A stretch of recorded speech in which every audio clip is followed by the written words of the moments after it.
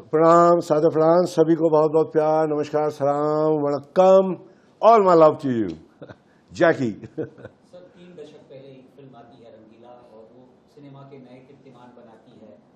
Film के characters इतने famous होते हैं कि वो आने वाली जनरेशन्स के लिए फिल्मों के लिए एक मार्क सेट करते हैं। तो रंगीला री रिलीज हो रही है, तो सबसे पहले यही सवाल है कि सर इस री रिलीज को आप कैसे देखते हैं? नए जनरेशन इस फिल्म को देख पाएंगे, क्या कहना है आपका? 30 साल हो गए पता ही नहीं चला। कंग्रेचुलेशंस सारी टीम को कि 30 साल के बाद भी आज उसकी बातें हो रही हैं।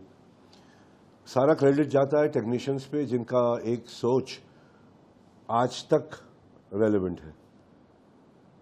बना 30 साल पहले, आज भी बात कर रहे हैं, आज री रिलीज की बात कर रहे हैं। मुझे तो लगता है कि नया रिलीज है ऐसा लग रहा है, क्योंकि इसमें वही बाबा है, वही लेडी है और फिर गाने उसके रहमान साहब है।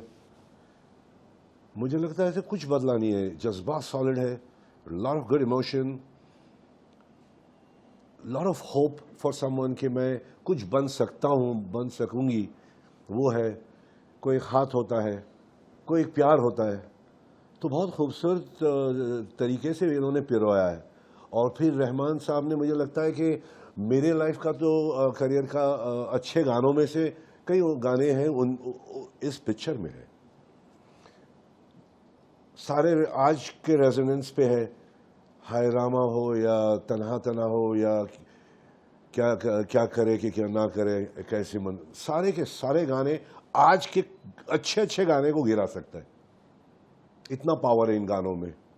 और फिर रामू है जो सत्या, जो रंगीला, दो ऐसे रंग, कहाँ सत्या बनाया कहाँ रंगीला बनाया। तो यह है one of the best directors we have who directed the film. तो म्यूजिक डायरेक्टर अच्छा, डायरेक्टर अच्छा, आमिर साहब जैसे एक्टर, उर्मिला जैसे खूबसूरत अभिनेत्री, मैं तो बहुत स्ट्रांग इसका मसाला अच्छा है। तो खाने में खुशबू आज तक है कि उस वक्त जो खाना बना आज तक जब भी खोलो तो खुशबू आती, ऐसा मुझे लग रहा है।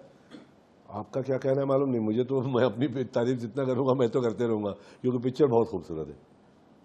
सर इतना सिनेमा आपने देखा है, जी भाई, लंबी जर्नी तय की है, आज की जनरेशन्स को रंगीला किस तरह अट्रैक्ट करेगी और कैसे उन्हें देखना चाहिए, क्यों देखना चाहिए? देखना चाहिए इसलिए क्योंकि ये मुझे लगता नहीं कि कभी ज़िंदगी में ये 30 साल और उसके बाद भी आप आएंगे तो आप इसके री रिलीज़ ही करेंगे।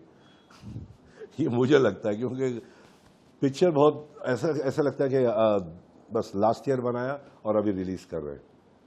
कहानी में वो बात है, प्यार है, एक खूबसूरत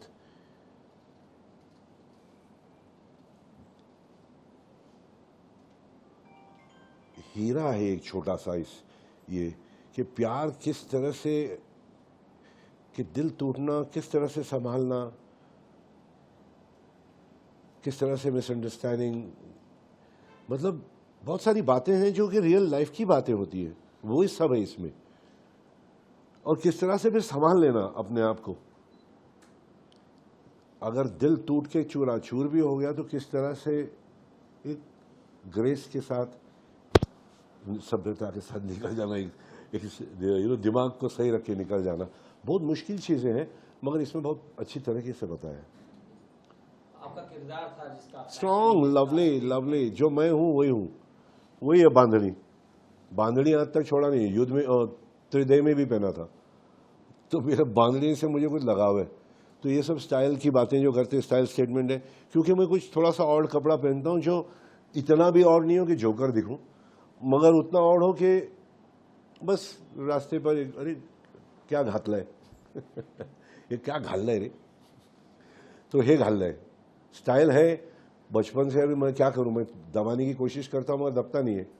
किसी में होता है, आप में भी है, आपका स्टाइल अलग है, आप एक अलग किस्म की देखते हैं, मैं एक अलग दिखता हूं, मैं थोड़ा ऑड दिखता हूं, इसीलिए ऐसा लगता है अरे यार ये ऑड होता है ना, थोड़ा ऑड वन आउट, वो ऑड है आदमी में। आपने कहा सर कि ए.आर. रहमान साहब ने, उनकी भी पहली फिल्म थी ये और आपके करियर को बड़ा उछाल दिया, आजीवी को आप याद कर रहे हैं। एक जी लंबा जी, समय रहा, कुछ साथी जो फिल्म के थे वो अब नहीं है, उन्हें कैसे याद करते हैं? उनके बस उनके परिवार को बस दिल से नमन। और जो मेरे दोस्त थे उस पिक्चर के अंदर जो चले गए, नीरज भाई हमारे राइटर चले गए, पप्पू चला गया, मनोज जोशी के भाई साहब चले गए, फिर राव साहब जो हमारे कैमरामैन वो चले गए। वही मैं बोलता हूँ कि जो है अभी है, इसी वक्त है, आगे नहीं है। हम आगे सोचेंगे मोबाइल पे, हम सुबह 9 o'clock will do this, 10 o'clock will do this.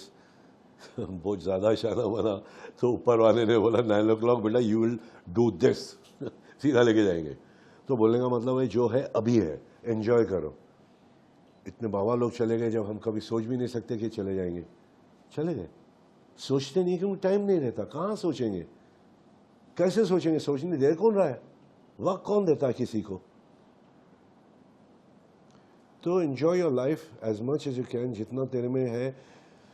सांस पे ध्यान रख, खुश रहे, सेवा कर माता पिता की, अच्छे काम कर, इतना भी अच्छा नहीं, जो जो करना है पार्टी कर, मज़े ले, डांस कर, मगर बॉडी पे ध्यान रख, माइंड पे ध्यान रख। और लोगों के एक चीज़ तो कुछ अच्छा कर दिन में, कि एक मूंगी को बचा लिया, या तो एक किसी डॉगी को खाना खिला दिया, या किसी रास्ते पे सिग्नल मान उसको बोल दिया भाई पढ़ाई करेगा, बोले नहीं, क्या करेगा, कुछ नहीं, मेरे को कुछ खाने को दो, खाना दे दे।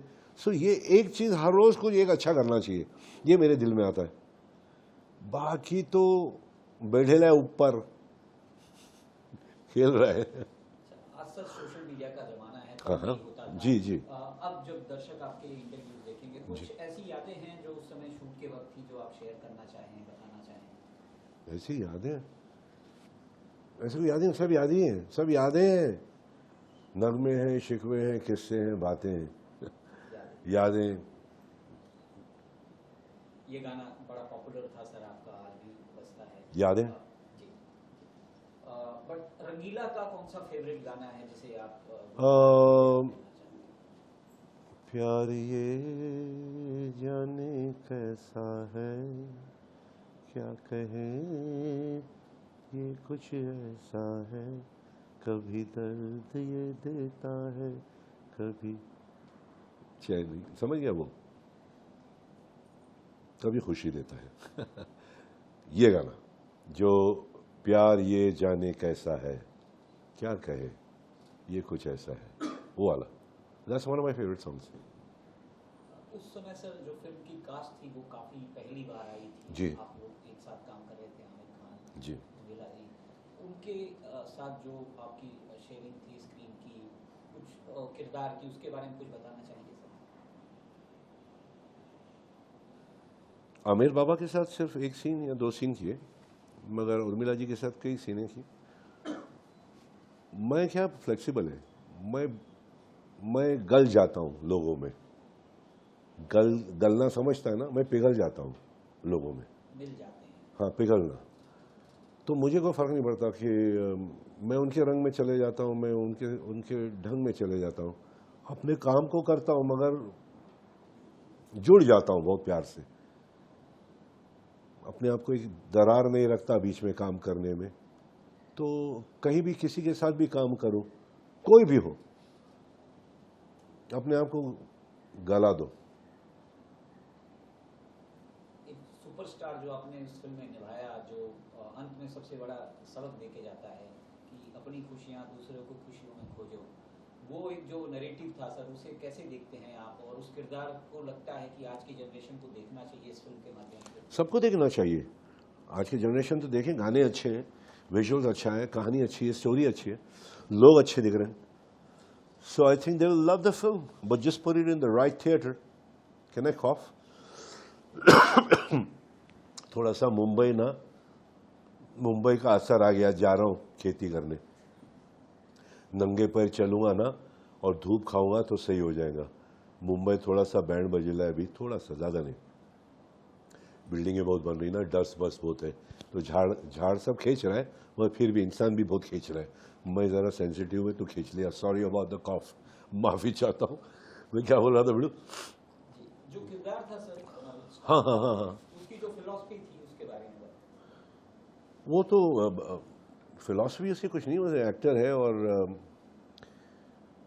यानी यही नहीं सोचता किसी को हेल्प करके, उर्मिला जी को जब देखता है तो लगता है कि इसी को स्टार बनाना चाहिए।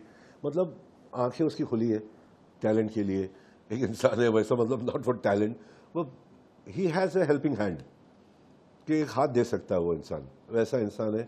और जो गम बर्दाश्त कर सकता है, गम को बर्दाश्त करना और किसी को मदद करना, ये दो चीज़ें लिखी थी।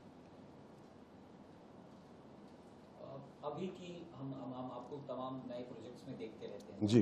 और पर मुझे लगता है जो अभी का जो ऑडियंस है सर, वो किस तरह से रंगीला के जैकी श्रॉफ को या किरदार को पर्दे पे दिखेगा और क्या नई चीज़ें उसे मिल पाएंगी? कुछ नहीं, 30 साल कहाँ गया पता ही नहीं चला, अभी मैं वैसे ही दिखता हूँ, तो ज़्यादा फर्क नहीं, यही है, वही है, कुछ कुछ वही है। और फिर अहमद खान साहब जो हैं, अहमद खान साहब जो हमारे डायरेक्टर है, मेरे साथ एक्टिंग भी की उसने मुझे डायरेक्ट भी किया, उसने मुझे डांस भी इस पिक्चर में कराया, और आज सबसे अच्छा डायरेक्टर बैठा हुआ है। One of the best directors we have is Ahmed Khan. Ahmed Khan was the dance director. तो ये हमारे जो अहमद हैं, जो फिल्में बना रहे हैं आज, बागी जिसने बनाई आगे 2, मुझे डांस भी कराया उसने, मुझे डांस नहीं कराया थोड़ा बहुत मगर he is the guy who made it look beautiful. जो क्या करे, बाकी के गाने जितने भी हैं, जो आप बोलते हैं ना आज के क्यों देखने चाहिए, ये उसकी कोरियोग्राफी देखो आप, the kids are gonna love it because it's shot well, the artist they are looking beautiful, music is superb, and dance director has gone all out, so is the cameraman, so बहुत visually it's beautiful.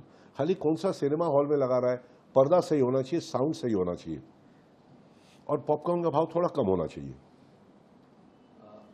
ये भी जरूरी है sir, हम चाहते हैं कि आप दर्शकों को बताएं फिल्म 4K में आ रही है, हाँ, 4K, Dolby Digital. I mean, it's really refined. It's a beautiful film. Guys, go and watch it. Not just because I'm saying, but it is actually a good film. And I hope you play the songs on your Insta, on your, I don't know where all you play. Play the बोल बेटा बोल, मेरे को बोलना, बोल, मैं हूँ यार। नहीं सर, एक क्वेश्चन कि अगर सपोज रंगीला आज 2025 में बने, तो who do you see playing these 3 characters? Same क्या है, क्या फर्क है, क्या ज्यादा कुछ नहीं। ऊपर से तो आज वो भी आ गया क्लीन अप, कुछ मसल नहीं है तो भी हम लोग मसल क्रिएट कर देते, which is bad, which is good also, which is bad also. उनकी हेल्थ के लिए खराब है कि इतना लेके घूम रहा है मेरी तरह घी। 28 नवंबर 28 November, the film's releasing. I don't know which cinema halls, but I think the guys are going to tell you, and go and watch it, guys. It's lovely. You won't regret, I'm sure of it. Go all out, guys, and hope they have good cinema halls like Regal, now New Excelsior. These are beautiful cinema halls, and that's where most of the colleges are. Play it all around, but go for the college, and they have samosas and vadas in Excelsior. So the cost of खाना is little less and ticket is also less. Seriously बोल रहा हूँ, थोड़ा फर्क पड़ता है, मगर ऐसे ऐसे सिनेमा हॉल में भी लगाओ जहाँ पे अफोर्डेबल भी है. All the best, guys, and thank you so much for giving me such a good film. All my love.